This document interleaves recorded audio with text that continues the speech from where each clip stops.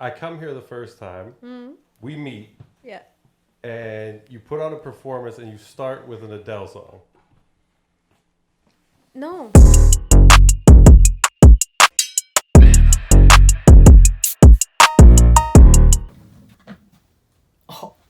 Welcome to the No More Experience. Perfect. Yeah, like you're a performer's performer. Like you get on stage to like blow the roof off type performer, you know? I try. I do my best. I mean, I'm still shocked when more than 3 people show up to watch me perform. So How wild was that the last show? Because that room was packed. I don't think we could put more people in there. yeah, absolutely insane. Like I had a conversation with my best friend like 2 days previous to the show, and I was just telling her, I was like, babe, like it'll be fun. Like even if it's just us, you know, Yeah. even if it's just me and you and my other close friends, which is like 3 friends in total. I was like, we're gonna have a good time. We're gonna live our best lives. So I mean, seeing people there that some I knew and some I didn't know, and just meeting everybody, I was so full of, what's the word I'm looking for? What's the word? Uh, Overwhelming fear. No. Yes, thank you. Sorry, that's what I would have felt. Yeah, that no, sorry. too. I was I'm so projecting. full of gratitude. Thank you, Sam. Fearful as well. That definitely was a thing, but so incredibly full of gratitude. Like I don't think I ever want to get to a point, if I ever get to a point where I don't remember where the hell I came from. So it's just like anytime there's any audience of any sort, I'm just like, wow, like people are like here for me, like they're enjoying this. Like it's crazy. I still can't believe it. Yeah, shout out to Hence Palm the Street. Palm Street behind us. But yeah, no, the most incredible people, hands down. Like Phantom Sound Media, I wouldn't have done none of the shit that I've done thus far. Like if it wasn't for them actually believing in that vision and creating a space where I can be comfortable enough to execute on that vision, because that was something that stood in my way for quite a bit of time, actually, like not being able to, find the right team that allows me to be comfortable enough to actually create. Because before I used to always think like, damn, like I'm always like, I'm only able to like write or like create like in my own home, like in my own space. Like how will I eventually get to a point where I'm able to do that like in another setting? But when I met these people, everything just clicked, and now we work together, but we're also super close friends, and they have a sweet dog. His name is Lou, the love of my life. Most of Phantom Sound is in the house right now. But Yes. who's all on Phantom Sound? Phantom Sound would be Colin, would be his wonderful fiance Sam, Delightful people. Yeah. would be Adam. He's my favorite person in the world to record with. Like we I started agree. recording back in the Vault days. Yeah. Together. So the Vault was an old recording studio Huh. that we had down in Gastown, and Castillo would come pop by from time to time, and we always shared knowledge back and forth. I think there's a lot of Castillo style in my audio engineering and vice versa. Love that. But he's my favorite person to record with. He's definitely the first and only producer that I've worked with thus far that has been able to encompass my sound the way that I Because it's so hard picture to do. it. It's very hard. Like to get somebody that like can just like understand not just the song you're trying to do, but like kind of who you are as a person and like the energy and whatnot. The bigger picture. Yeah. Like the whole vision. And Yeah. he always sees it. And the one thing like about him as well is even when he doesn't see it, he knows when to sort of step back and let you take, creative direction and things like that. And that's so respectable, because not a lot of people are like that in the industry these days, I feel. Yeah. Yeah, he's also got like that patience to like sit He's there so and make sure that you patient. get like exactly what you came to get. Exactly. Like you're not gonna leave a Castillo session and be like, oh, I'm not sure if I got what I wanted. what I wanted in that track or whatever. Exactly. When you leave, and it also sounds like pretty ready to go by the time. Like, I just love working with him. Same. Yeah. Definitely. So wait, did he mix the whole thing too? He did. He did. Multi-talented. He didn't produce the beat. The beat itself was actually produced by a different producer that I work with, who's actually based in Houston. Okay. And he goes by the name of Kid Cash. Absolutely phenomenal man. Like he's super talented. Shout out Kid Cash, yeah. Shout out Kid Cash. Yeah. And most of the songs that I've actually written up to date have been produced by him. But in terms of the mixing and mastering, that's all Adam. So a lot of credit should be given to the people who are actually producing these beats, these instrumentals. Like that is a huge aspect of it that I think maybe gets overlooked a little, because that's kind of where everything starts. Like the ones who are, putting these beats and instrumentals together, they're doing so with a certain vision in mind. Like their beat is meant to evoke some sort of emotion from you. You know what I'm saying? So for me personally, every song that I've written, I sort of center it off of the title of the beat, actually. Yeah. So like when producers send me their beats, they usually always have a name for it. So whatever that name is will sort of be like the centerpiece of the song, and I kind of just start from there. Sometimes I'll make a beat and I'll send it to somebody, and they'll send me back the lyrics, or we'll go record it, and they've named it what I've named the beat, and it's always an honor for us. Like, so amazing. Yeah, you're like you inspired like the hook on the song just with some stupid title that came in your head while you were making a beat. But it's not stupid. It's not stupid. I believe that everything is intentional. I mean, at least for me, like with everything that I do, it's always intentional. Like there's always a reason for why you chose that name. Like what came to mind when, you decided that you wanted to call it that, you know what I'm saying? I like tying everything all together, because there's so many different moving parts that, interact to actually be able to create this song. So I like to sort of use bits and pieces from every angle. Yeah.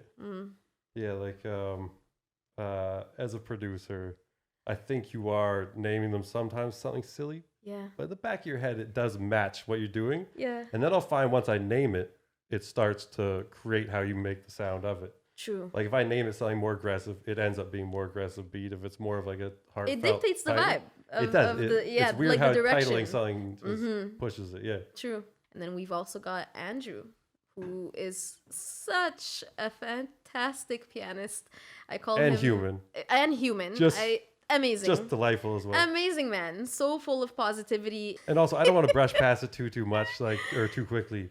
Like Palm Street's this incredible thing of those three individuals come together. They build this place. Insane. We record all our stuff here now. Same. And they've built it out in a way where there's stuff going on. There's a buzz.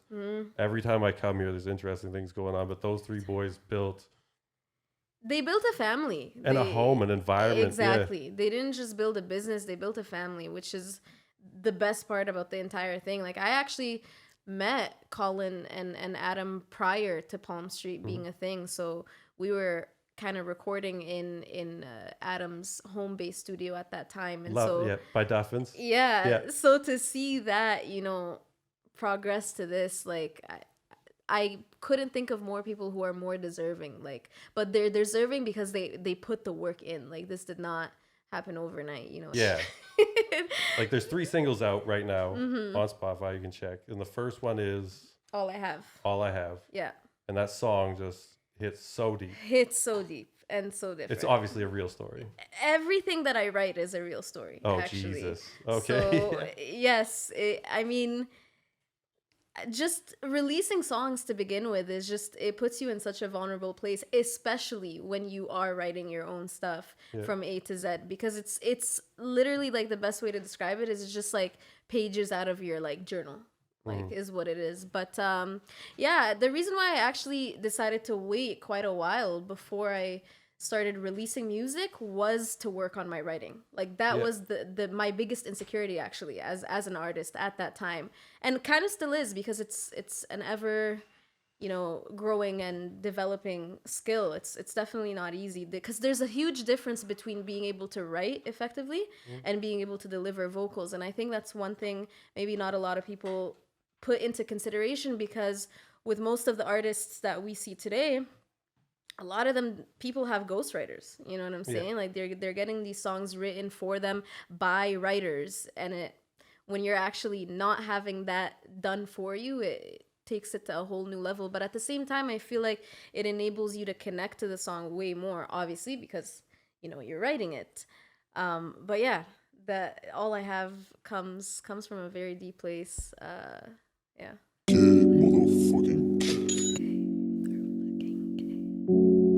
Shout out Kid Cash. Always.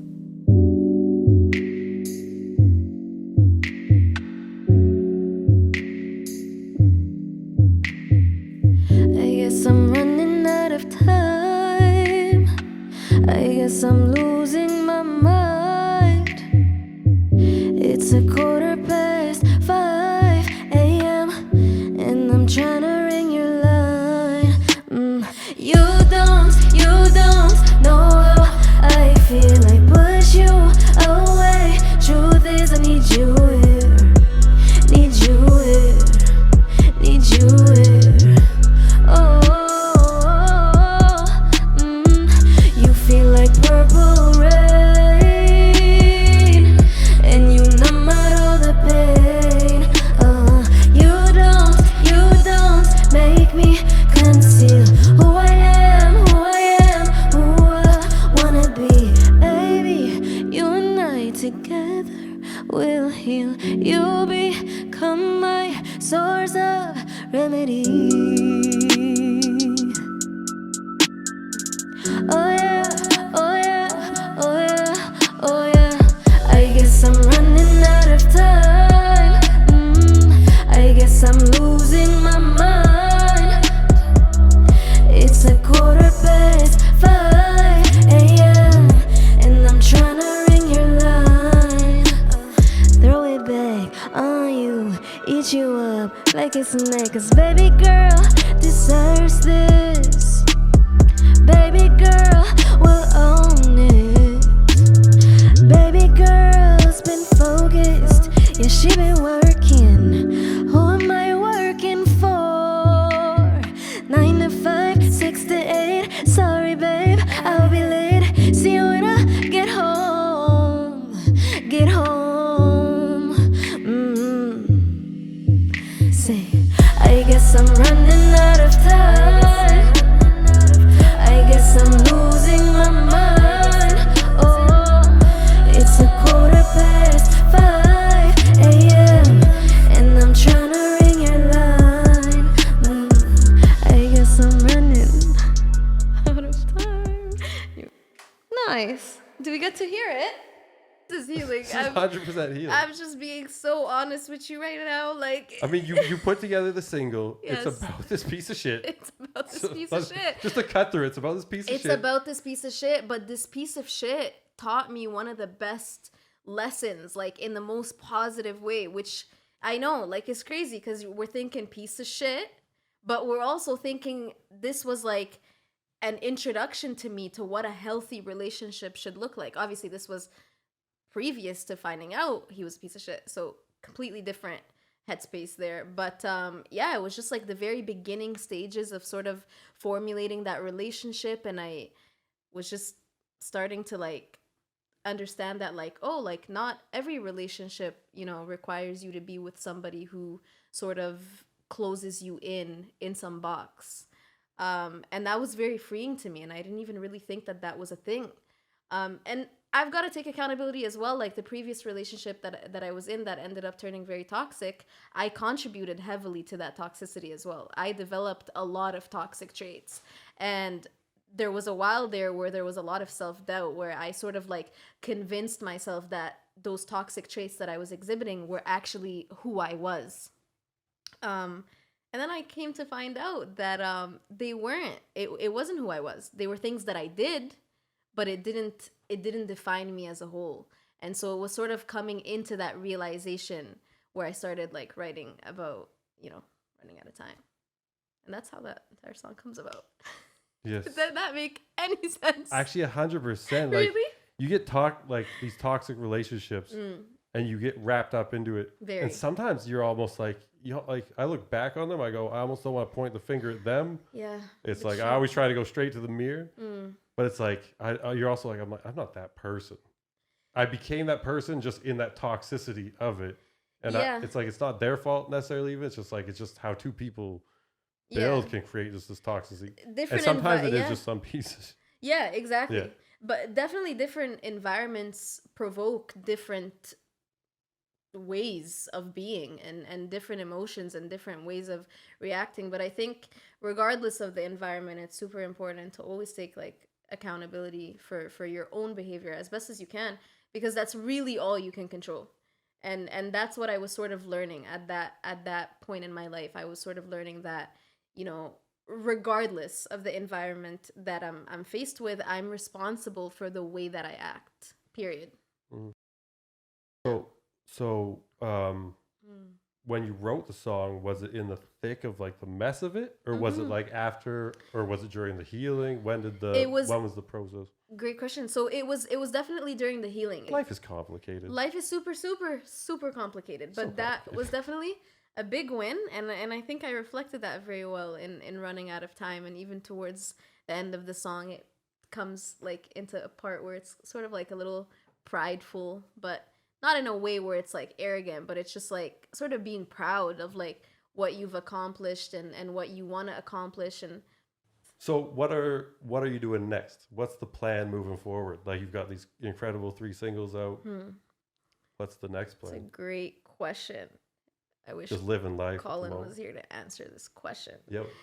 Amazing manager. Yeah.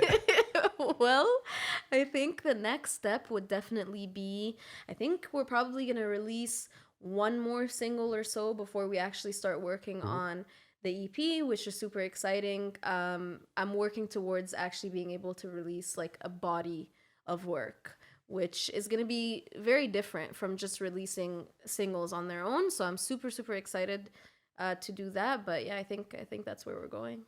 Yeah, and be patient with the process. Like, that's key. You have a lifetime to make those first couple of projects and put them out exactly as you want them. So take your time and enjoy the process and like build them exactly with every layer, everything. You've got the right team around you. Yeah. So like if there was a way to wrap up this interview, I think it would be that like just thank you for putting out music so that people can listen to it. Heal from things in the same way that you did when you were writing that music, because I think that's what music should do. Well, thank you so much. I don't know. I'm not used to people I hate thinking. that shit, yeah? It's so terrible. Just shit. people just... Because it's just like... Hey, you're great, by the way. Just, you're great. It's like, shut the... I guess I'm running out of time. I guess I'm losing my mind. It's a 5:15 a.m. and I'm trying to ring your line. You don't know how I feel. I push you away. Truth is, I need you here. Need you here. Need you here. The trash man that I experienced at that time. So Yeah, down with the trash men, yeah?